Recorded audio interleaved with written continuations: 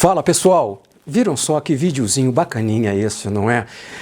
Ele tá rolando direto aí na internet e tem muito a ver com o budismo, por isso que eu coloquei ele na abertura do meu vídeo. E se eu fosse dar um título para ele, com certeza seria O Menos é Mais. Vejam como pequenos gestos passaram a fazer uma grande diferença na vida dele. O roteirista poderia ter colocado o protagonista dirigindo uma Ferrari ou curtindo um iate, por exemplo. Mas não. No caso, ele precisou ver a morte de perto para mudar e ver o mundo com outros olhos. O melhor disso tudo é que não precisamos passar por uma situação como essa para perceber que a felicidade está nas pequenas coisas, não é verdade? Pois bem, eu estou de volta aqui no canal Parada Obrigatória para dar continuidade ao tema chamado budismo, né? Conforme vocês viram no meu último vídeo. Antes, quero chamar a atenção de vocês sobre o título do livro, né? que se chama Pense como um Monge. Ninguém aqui está sugerindo que nos tornemos monges, apenas que aprendamos com suas técnicas e ensinamentos, que podem ser muito úteis caso tenhamos uma mente aberta, ok? Quem viu o meu vídeo anterior me viu falar que o budismo não é uma religião, mas uma filosofia de vida, não? E que é compatível com qualquer outra doutrina teísta, seja ela católica ou protestante, e que a reencarnação não torna essas doutrinas incompatíveis entre si.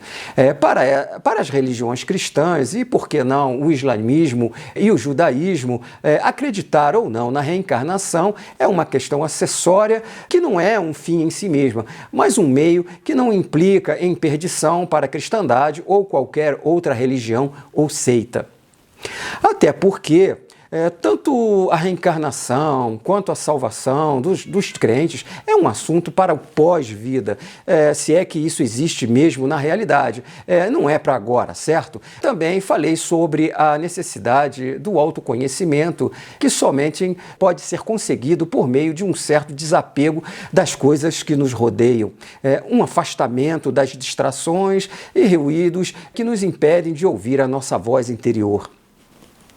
Ainda me ouviram falar sobre a necessidade nossa de sermos aceitos e sobre a preocupação que temos em relação aos outros, ao que os outros pensam ao nosso respeito, o que faz com que isso determine nossas ações e, consequentemente, criemos uma falsa identidade, um verdadeiro alter ego. Lembram-se? Mencionei ainda a necessidade de descobrir o que realmente nos motiva e que o sucesso, a riqueza, não tem nada a ver com felicidade. Ao contrário do que prega o capitalismo, e que felicidade é ausência de sofrimento. Bem, feito esse retrospecto, Jay Shetty prossegue ao procurar desmistificar o medo, especificando 4 tipos de reações que ele causa: o pânico, o travamento, fuga ou o desejo de enterrá-lo. Ainda segundo ao autor, essas são atitudes que devemos evitar, na medida em que não devemos temer o medo, mas aceitá-lo. Jay nos sugere que há uma certa utilidade no medo ao nos alertar de que algo está errado. O certo é canalizar essa energia intimidadora de forma consciente para uma proatividade, ou seja, para uma reação. Ele ainda afirma, por meio de exemplos práticos, que o medo pode nos ensinar muito sobre nós mesmos, sobre o que valorizamos, e assim podemos manipulá-lo como uma ferramenta para obter mais significado, propósito e realização em nossa vida, trazendo à tona o que temos de melhor.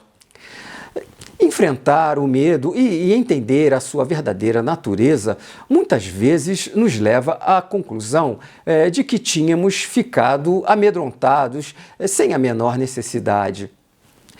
Daí vem a sugestão de darmos um certo distanciamento e o analisarmos em perspectiva e em maior profundidade antes de tomarmos qualquer decisão. E qual seria, então, a causa do medo? São várias, mas uma que desejo destacar aqui é o apego. Nossa necessidade inata de estabilidade nos impede de vermos que tudo, desde nossa casa até nossa família, é emprestado. E quando nos agarramos a coisas temporárias, elas adquirem poder sobre nós. E ainda tem isso, né? E se tornam fonte de dor e medo. Mas quando aceitamos a natureza temporária de tudo na nossa vida, podemos sentir gratidão pela sorte de poder pegá-las emprestadas por algum tempo. Conseguem perceber a mudança de perspectiva? É como alugar uma Ferrari e procurarmos aproveitar ao máximo antes de termos de devolvê-la na locadora. Outra coisa errada é quando enterramos o medo. Segundo o autor, é como se estivéssemos na cama e de repente toca o alarme de incêndio. Então, nos levantamos e desligamos o alarme e voltamos a dormir. Quando ignoramos o medo, os problemas podem ficar maiores e vir atrás de nós, nos perseguir, na verdade, né? Sobre nossa motivação, Jay faz uma colocação muito interessante e cita uma outra alegoria. Um monge apontou para um homem meditando embaixo de uma árvore e disse: aquele homem consegue recitar todos os versos da Escritura. Impressionado, seu discípulo respondeu: eu queria ser capaz de fazer tudo isso. Então o monge retrucou: você queria ser capaz de fazer isso ou queria ser capaz de aprender a fazer isso? Pense nas suas motivações. Você quer decorar toda a Escritura porque isso é um feito impressionante? Ou quer a experiência de tê-la estudado? Profundo, não é? No primeiro caso, tudo que você quer é o resultado, e no segundo, você está curioso em relação ao que poderia aprender no processo. De fato, às vezes o objetivo final é o que menos importa, mas ficamos tão obcecados pelo resultado que esquecemos que muitas vezes o processo é que nos traz ótimos aprendizados. Às vezes, sonhamos alto e esquecemos que muitas vezes temos que começar por baixo, não é? E mesmo que não alcancemos nosso objetivo, adquirimos muitas novas experiências no caminho. Crescemos e amadurecemos. Essas experiências poderão vir a ser muito preciosas na vida que segue. Uma vez, um famoso pianista brasileiro, vocês devem conhecer, João Carlos Martins, disse que o esforço que ele teve que aplicar em sua vida para se tornar um grande músico o preparou para quase qualquer desafio na sua vida. Eu, pessoalmente, concordo com ele. Imagine a disciplina, o foco, a perseverança, a plasticidade cerebral, o desenvolvimento neural, a adequação de seus hábitos que ele praticou durante toda a vida para se tornar um dos maiores músicos do mundo e que, segundo ele próprio, foram tão úteis quando ele quis se reinventar após perder a mobilidade de uma de suas mãos. E não é só, Jay aconselha a sermos honestos em relação a nossas intenções. A pior coisa que podemos fazer, por exemplo, é fingir para nós mesmos que estamos agindo em nome do servir ao próximo, quando tudo o que queremos é o nosso sucesso material. Isso te lembra alguém especial? Tenho certeza que sim. Alguns de vocês, com certeza, devem estar se perguntando agora por que os monges meditam tanto. É porque o ascetismo, a contemplação, ou seja, o isolamento, a quietude, proporcionam um silêncio que ilumina sua mente, um espaço para refletir e avaliar. Outra coisa que eu nunca havia percebido antes é que quando pensamos em gratidão, estamos acostumados a imaginá-la como aquele sentimento que temos quando ganhamos alguma coisa, certo? Mas a recíproca também é verdadeira. Podemos sentir gratidão quando temos compaixão e nos doamos e nos dedicamos a servir de forma altruísta. E nesse caso ocorre um sentimento de realização. Os benefícios físicos e psicológicos, acreditem, já foram confirmados cientificamente em laboratório. Vejam só. E ele não está falando aqui de gestos grandiosos, nada disso, e graças a Deus, né? Até porque O amor está em pequenas coisas e quando praticamos um ato simples de servir, podemos tirar disso um forte sentimento de gratidão, não é mesmo? É como se estivéssemos regando a semente da compaixão. Compaixão é um sentimento de piedade e empatia em relação àquele que sofre. O ato de servir nutre o sentimento de compaixão. É como um fermento numa massa de pão. E eu vou contar uma historinha aqui bem simples, bobinha mesmo, bem prosaica, como exemplo. E eu sei que alguns vão dizer, mas que coisa mais piegas, Celso. Ele está com muita afetação. Mas lembre-se que estou falando são de pequenos gestos mesmo, dentro da perspectiva budista, onde o menos é mais, onde podemos tirar o máximo benefício com o mínimo de esforço. Não é legal isso? E uma coisa que serve para mim não necessariamente vai servir de exemplo para você. Isso é uma coisa muito pessoal.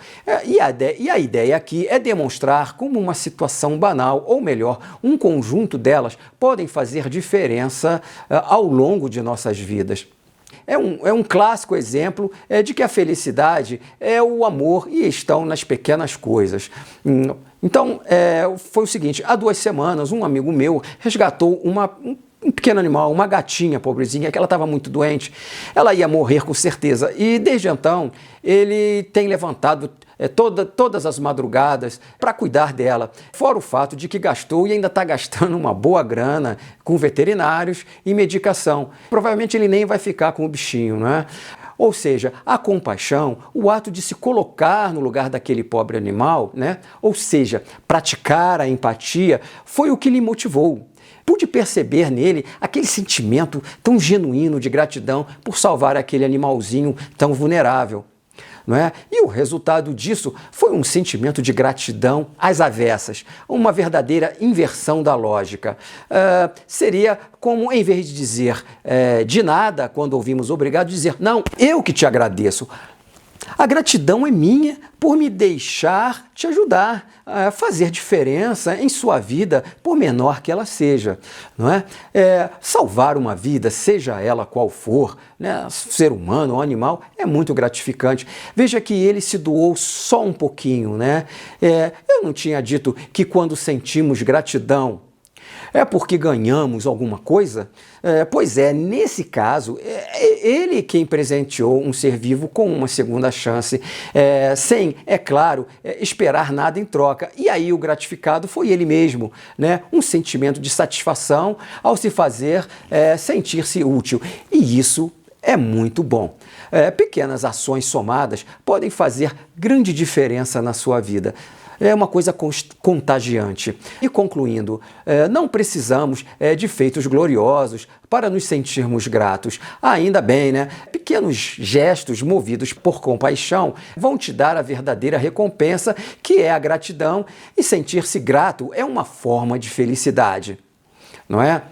Servir movido por compaixão gera gratidão, que por sua vez gera bem-estar, que gera felicidade. Essa fórmula ela é simplesmente brilhante. E, a meu ver, os feitos que o ato de servir causam, em especial a gratidão, é com certeza o melhor remédio para aquelas pessoas ressentidas, né? Todo mundo deve conhecer os ressentidos da vida. Aqueles que veem um copo com água pela metade e, ao invés de dizer que o copo está quase cheio, ele está sempre quase vazio. São aqueles ranzinzas de plantão para os quais tudo está ruim. Querem ir embora do Brasil, a corrupção, a fome, a inflação, a miséria, a violência, criticam a tudo e a todos, o condomínio, o síndico, o chefe, dizem que tem pardais demais multando todo mundo, ora diz que está muito calor, ora que está muito frio, né? Chovendo pouco, nunca estão satisfeitos. E o pior é que não fazem nada para melhorar esse mundo, né? Esses ressentidos acham que ficar reclamando é o seu jeito de melhorar alguma coisa. São pessoas amargas. A pior coisa que poderia acontecer para essas pessoas é se um dia elas acordassem num mundo perfeito. Olha só, onde tudo é maravilhoso. Já pensou no que agora E onde elas iriam descontar a sua raiva, os seus complexos e as suas inaceitações? Provavelmente isso teria um efeito benéfico, porque nesse mundo perfeito elas seriam obrigadas a encarar as suas próprias imperfeições e assim entrar num acordo consigo próprias. Vocês não acham? O que eu sugeria a essas pessoas, se me permitissem dizê-lo, né, e com toda a humildade, é claro, sentir compaixão começa com empatia, que é o ato de se colocar no lugar da outra pessoa. Isso seria um ótimo remédio para elas e para nós também, não é? Claro, pôr em prática a lei do retorno por meio de um ciclo virtuoso de energias positivas. Aliás, como diz o ditado, né? Gentileza gera gentileza, não é verdade?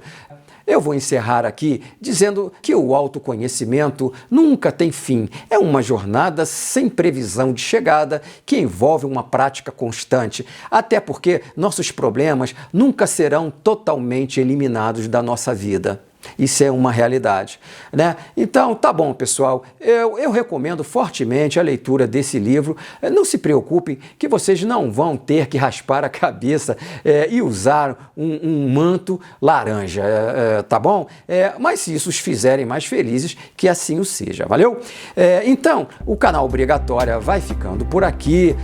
Não deixem de dar um like, compartilhem o vídeo, tá bom? E nos vemos num próximo vídeo com um excelente conteúdo para vocês, tá bom, meus queridos? Então, aquele abraço!